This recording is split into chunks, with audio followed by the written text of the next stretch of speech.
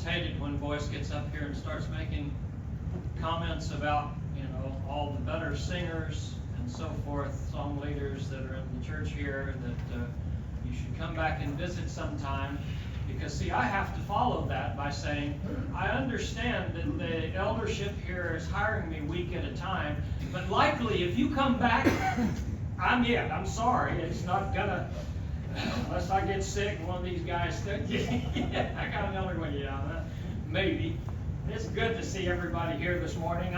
I have to start by saying, and it's just modern events, current events very often taint what we do, but it's an intro to the lesson this morning, and it has to do with, the cynicism that we have. We're a cynical society. We really are, and I guess I'm a little bit of a part of it, but you can ask the guys at Cave Coffee. I said 4 months ago, somebody's going to try to shoot Trump. They're just going to try to shoot him. That's just going to be happening. And I don't think it's cynicism, though, when you look at things as they are and make just random judgments about what you see. We talked about it in class this morning, by the fruits you know of. Look at our culture, look at our society. Does it really surprise you that these kinds of things happen? Well, when you look at our text this morning, and this is one of the little indicators that you can look at, when Paul starts a letter, usually it's not cynicism, it's just an introduction into the letter, and he starts with something. You can kind of tell how the letter's going to go, like 1 Corinthians, where he says, right in the very first part of it, I hear tell from Chloe's house that y'all got divisions among you. That's my texting for what really, you can read it. It's 1 and 9 and 10 and 11. But I hear tell there's all kinds of divisions. This is not going to be pretty when he gets into 1 Corinthians. Or in the Galatian letter, where he writes to a multitude of churches and basically said, I marvel that you're so soon removed from the gospel to another gospel, which really isn't another gospel. And then he goes on, Galatians is going to be rough. Galatians is the one in which, by the way, in chapter 5, verse 4, he flat out tells a bunch of people, you're lost. You have fallen from grace. Oh, that's straightforward as they get. One of the neat things about the Philippian letter, I think Paul, he took it hard at Philippi, and evidently the Philippians were still receiving a lot of the suppression and persecution that Paul had experienced when he was there. He's thrown into prison. We all know the account in Acts 16 of the Philippian jailer and what happened there, and how they found out Paul was a Roman and goes, ooh, whoops, we beat a Roman without, having the legal right to, and so they was trying to invite him out of town. Well, of course, the next place he went was Thessalonica, and of course he went to Thessalonica from Philippi, but when he starts writing the Philippians, there is a bond he has with the Philippians. In fact, the nature and the tone of the letter in Philippians is quite different than Corinth or Galatians or several others. But he starts in Philippians in chapter 1, verse 3, I thank my God upon every remembrance of you. Now, right there, this is a little different than Corinth or Galatian churches or what. This is going to be different. And the tone is different all throughout. But what we also know, too, is that when Paul spoke to people, even people he loved dearly, he was not above telling them, guys, there's some improvement you can make. And I always like preaching from Philippians, because Philippians, Paul is talking to a people he loves dearly, and I love y'all so much. I care about your souls. I'm not here to tell you you're wrong. I'm not here to tell you that I know more than you, or any of the other fallacious things about which people do when they get in the pulpit and become somebody they're not. That ain't me. I love you. I care about your soul, and I want to tell you a truth today so that you'll understand it and so that you realize that the unity that the church can have here at Park Heights, the love we can express to each other, has some prerequisites. I don't know whether Philippi was having some struggles with this, or whether it was just appropriate at the moment as Paul is writing to tell them these things are kind of vital, these things are kind of important. And he uses the master as our example. Because in the first 4 verses, he starts talking to them about our unity, our consolation, our comfort, our affection and mercy, and all of these things that causes us in verse 2 that will help us to be like-minded, and that we all ought to be low. Paul didn't speak to people unless there was a reason for his speaking to them about a certain topic. I am of the opinion, and you can correct me if I'm wrong, I rarely pop off with opinions because I'm going to preach the Bible, but you tell me, why would Paul bring this up if there has not been some kind of problem in Philippi about their like-mindedness and their attitudes? Because you see, that attitude sometimes makes all the difference in how we view life. You look at our country, our political climate, our culture. You look at the churches of Christ in America right now and the divisions that exist between them, and ask yourself the question, does that not have something to do with the attitudes upon which people base their religious belief? Folks, I believe it's very important to have the right attitude, and the attitude that I want to promote this morning is one that Paul told the Philippians, and I don't know how severe or how light the problem may have been, but I would argue convincingly, I think, that they have a little bit of a problem with this, and so Paul addresses it, even though he loves them dearly, and every reminder of them causes good thoughts. I can't speak for you, but very often it's the case. I see someone and it's like, okay, here we go. That's not a joyful reminder of somebody, but you know what? When I think of the church here at Park Heights, the multitude of its membership, I have friends and family of which I think of, and when I think of them in a great light. But the question would be, would you tell someone that you love dearly, here is something you can improve on that will make you better, because obviously we got an issue here. And that's what Paul does. And so that's what I'm going to do this morning. I'm going to try to convince you that we need to have the same mind and a lowliness that exemplifies the master. The first thing I want to point out is verses 5 through 8 in this text, of which was read by David here just a few moments ago.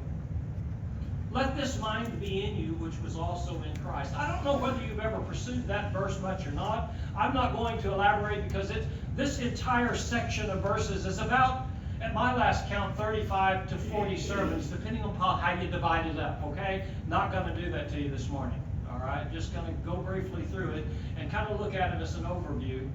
But have you ever really dissected that verse to ask the question, what is the mind of Christ? How would you define that? What do we see? As a matter of fact, because we're none of us mind readers, okay, I know sometimes we act like we are, so let's put that aside. But frankly, we're not mind readers, and so I can't read the mind of Christ any more than you can read mine or I can read yours.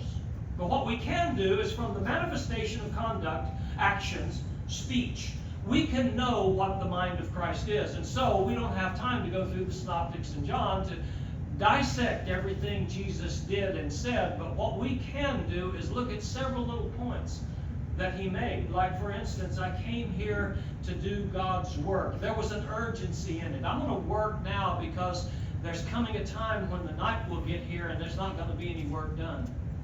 There is an urgency to Jesus when he comes here to work. His focus is on work. He focused so much on work that on occasion, like the one time he was speaking to people and finally got into a ship and they took the ship out to sea, he goes to sleep in the middle of a storm. Now, I'm an old Navy guy. I've been in storms on the ship. Let me tell you, one of the things you don't do much when it's storming out is sleep.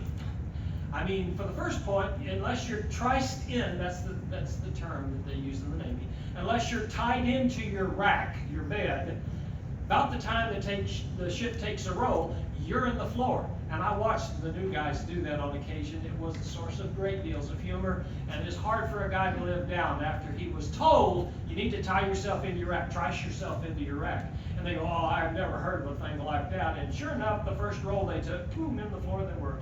And it's hard to wake up from sleep on the floor and realize now everyone's going to laugh at me.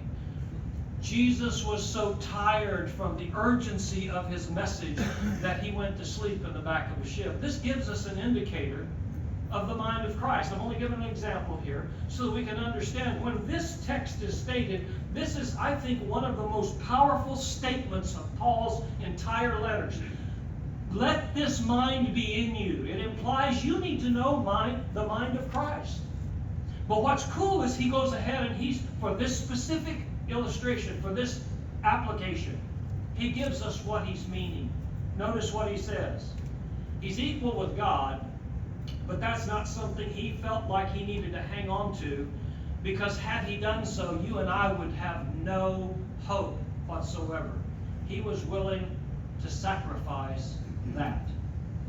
The practical app here, where rubber meets the road, when it comes to you and I and how we think and what kind of attitude we ought to have, is totally contrary to what we see in our culture. I've got my rights. I've got my rights. You can't do that to me. Now, that's not to argue that things done to us very often are unjust. No doubt about it. But the response of a Christian is not necessarily that in the case of being a Christian and being like Christ. Did Christ have his rights as he stood before a council? And I don't want to go too far into it, but you know, the trial of Jesus, it was done at night. That's illegal by Mosaic law. That's just wrong. And they're slapping him and beating him before he's actually judged to be guilty of something. Okay? All of that, you know, not once, I don't recall, maybe you can refresh my memory in the scripture, where he said, I have my rights. I'm a Jew. You know, this guy that's talking here in this letter, Paul, experienced that very thing, followed Christ's example, and he was beat. And when they found out he was a Roman citizen, you want to talk about a panic. You didn't beat a Roman without a trial. That was just wrong. And these guys that had beat him in Philippi were panicked. Please come out. Please go home. Please go on your way. Be removed, and trying to do it under the cover so nobody knew, covertly, because they were so aware of the fact they had messed up. Paul never once said, hey, I have my rights. Folks, there's an attitude that ought not to exist among Christians, and that's it. I realize we have our rights, but you know what? We are here to serve. We are here to be sacrificed as Christ was. And we need to understand that he came down from heaven. And of course, too, I find it amazing that Paul would use this illustration, because it's hard for me to wrap my mind on how that equates. Because Jesus, what he gave up, I don't even have the capacity to give up. And that's what Paul's saying. Look at what Jesus gave up. He gave up heaven. And there are such wonderful things about that spiritual abode that we don't even understand. And no matter how poetic and beautiful the language may be, which John's Revelation gives us some wonderful language. No more tears, no more pain, no crying, all of this kind of stuff about this life that we're hoping to go to. Jesus was there. He gave it up. Look at the sacrifice he was willing to give for you and for me. Where's my rights? You know, if I'm going to be a Christian, we're entering a time culturally, too, by the way, where that is going to be the cry. And there will be many things justified, I think, that are not a Christian behavior by people who are going to claim, hey, these are my rights. And I understand that. But I also understand, too, that we as Christians, if we're going to be the light of the world and show people how we ought to be, we ought to follow our Master, who gave up heaven. He came down and put on this form that we understand and we can relate to because we're there. And as Jimmy mentioned this morning in the Bible study, you know, we're getting older. Some of us are getting a little older. It is a rather sobering thing. They took this in the article in the newspaper not too long ago. It's a kind of sobering thing when you look at your life and there are more years behind you than you know are going to be ahead of you. I've been 68. I'm not going to live to 100. Okay, I didn't add it up real well, but anyway, I'm not going to live that long. There's more time behind me than I have in front of me. Some of you out there know exactly what I mean, and I visited with some of you about that. It's a rather sobering thing to have to face death. But Jesus chose that because he loved you. We're going to talk about the sacrifice and the mind of Christ that we ought to have. All of those rationalizations, all of those self-justifications that we use to conduct ourselves in ways, to say things sometimes that we do, that's just not the mind of Christ. If we're going to have the mind of Christ, we are going to sacrifice ourselves. Now, the result is what we can look forward to, and this is something that ought to encourage us, because as he continues on with a therefore, the therefore is based on the fact that Jesus did all this, and so therefore God has highly exalted him. Okay? He has placed him in charge of everything. He has given him all authority, Matthew 28:18. He is the cornerstone, the capstone. He is the foundation. He is everything that we are. Even our name, which names are important. A rose by any other name is still a rose. That may be true, but when you call it a tulip, it just doesn't work. Okay? It's a rose. We are Christians. Why? Because we follow the Christ. That's what the difference is. We don't adulterate it with other terms to put with the term Christian. The only thing the disciples were called in the New Testament, Acts 11:26, was Christian. That was it. Why? Because there were no denominations then. There were no alternate religious answers to sin then. Nothing else existed. There was only one, Christian. That's what we are. Nothing more, nothing less. And the exaltation that we're looking forward to is heaven. And he mentions that. Jesus says every knee shall bow. And by the way, that's just a sobering thought for those who are not the Lord's children, who are not in the kingdom, who are not Christians. Because let me guarantee you this one thing. If you have not bowed to him yet, you will. Please do so before it's too late. Because if you don't, believe me, you will bow to him. But at that date, it will be too late. And you will confess that Jesus Christ is the Son of God, the glory of the Father. And so finally, if you look at verse 12 and following, there is a practical act that we can apply to this mentality that we need to have. A mentality willing to sacrifice, whose place is humility, understanding that the glory we seek is not here in this place. Okay? Our heaven, the heaven that we look for, the existence we look forward to, is so much better than anything we can even imagine. And when you read some of the events and the definitions and the things that are discussed when it talks about heaven, I read Luke 16, 19 through 31, and I read about the paradise. And as I mentioned this morning, Revelation 20:14 says that at some point in time, Hades, wherein Tartarus and paradise are, that existence of that bodiless soul that's in waiting for the final judgment, and that final body that 1 Corinthians 15 talks about we're going to have when we go to our permanent dwelling place in heaven to be with God forever. Okay? But that transition, everything, in Revelation 20:14, those two places, those two things are going to be in hell. So the second death, the fires of hell. And that is Hades and death. As long as either of them exists, then we're not there yet. Okay? And right now we know death still exists because it plagues us. It concerns us. Even though we have no fear of death, it's a reality we need to prepare for. And when we do pass from this existence, we will go to the Hadean realm. Now, when Jesus comes, according to 1 Thessalonians 4:13 through 19, or 18, when he comes, then we'll all be up there in heaven with him. But until that time, we're going to go to a place where it's called Abraham's bosom in Luke 16. Abraham's bosom is that wonderful place where we are, there is no pain. It's a prerequisite to the heaven that we're going to see, but we don't have any particular body in that existence in which we can live on an eternal fashion. That's something given to us, according to 1 Corinthians 15:52 and following, that we're going to have later. So we're going to look forward to that heaven, but there are some preparations we need to employ if we're going to expect that. And that's what this last bit is talking about. There's two things that have to happen. This humility of mind that prepares ourselves for heaven, that tolerates the suffering here on this earth, there are two things that will get us ready for that. Here's what they are. One, work out your own salvation with fear and trembling. This is a personal responsibility. We are a part of a corporate group.